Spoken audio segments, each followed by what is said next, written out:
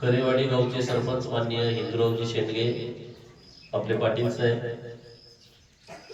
माननीय रमेश माळी, आपले ओवीकर मंडळाचे प्रमुख, सर्व मंडळी, विजय बिराजदार, आमचे तालुक्याचे अध्यक्ष मुचंडी गावचे सरपंच माननीय देवर्षी साहेब, आपल्या सोन्याळ गावचे माजी सरपंच माननीय जकरगी साहेब, नंतर शशिकांतजी पाटील, रवी मानवर, माननीय श्रीमंत तांबे, सुभाष मोरे, अन्य सगळी मंडळी, आजूबाजूच्या गावातून आलेली आणि गावातील सर्व वडीलधारी मंडळी, माता भगिनी.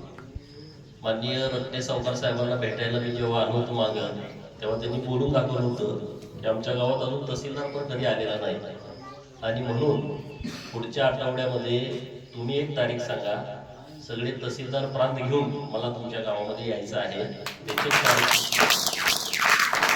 आणि ते घेऊन येताना सगळे तलाठी, ग्रामसेवक इथंच आपल्या मंदिरामध्ये एक बैठक लावून एक तारीख सांगा तुम्ही, त्या तारखेला सगळे प्रांत वगैरे सगळे बोलवून BDO, पोलीस स्टेशनचे अधिकारी असे सगळे एकदा व्हिजिट आपल्या गावामध्ये इथं करून गावातल्या लोकांचे काय काम असतील, रेशन कार्ड द्यायचं आहे, कुणाला दाखले द्यायचे आहे, कुणाचं काय 155ची प्रकरण आहे, काय उतार्यामध्ये चूक झालेली आहे, दुरुस्त करायची आहे, तर अशी सगळी कामं आपण करून घेऊ. आता तुम्हाला 10 लाख रुपये दिलेले, उद्या तुम्ही आमच्या ऑफिसला येऊन 5 लाख रुपयाचं पत्र घेऊन जावा, आणि पुढच्या वेळेस सावकारांनी सांगितलेले दुसऱ्या गल्लीमधला रस्ता, तर ही 2 कामं तुम्हाला करून देतो. हे डांबरी रस्त्याची माहिती घेऊन उद्या कसं करता येईल, तर ते काम कसं बसवून देता येईल. छोटं जरी गाव असलं, गाव छोटं आहे म्हणून निधी कमी पडणार नाही, एवढंच मी तुम्हाला सांगतो. आणि नक्की गाव मोठं होईल, काही चिंता करू नका, काही काळजी करू नका.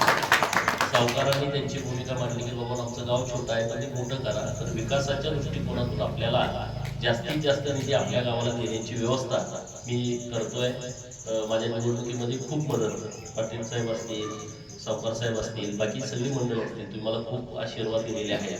तर आपलं गाव जत पासून तुम्ही शेवटचं म्हणताय, तर मी म्हणतो हे पहिलं गाव आहे इकडचं, आपल्या जत तालुक्याचं पहिलं गाव आहे.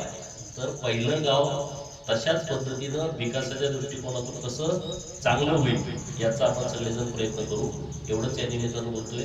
माझा मान सन्मान सत्कार केला, तर तुम्ही सगळेजण उमदीमध्ये प्रवेश करून तिथं परत आम्हाला पाठबळ देण्याचा प्रयत्न केला, त्याबद्दल तुमचंही मनापासून मी आभार व्यक्त करतो.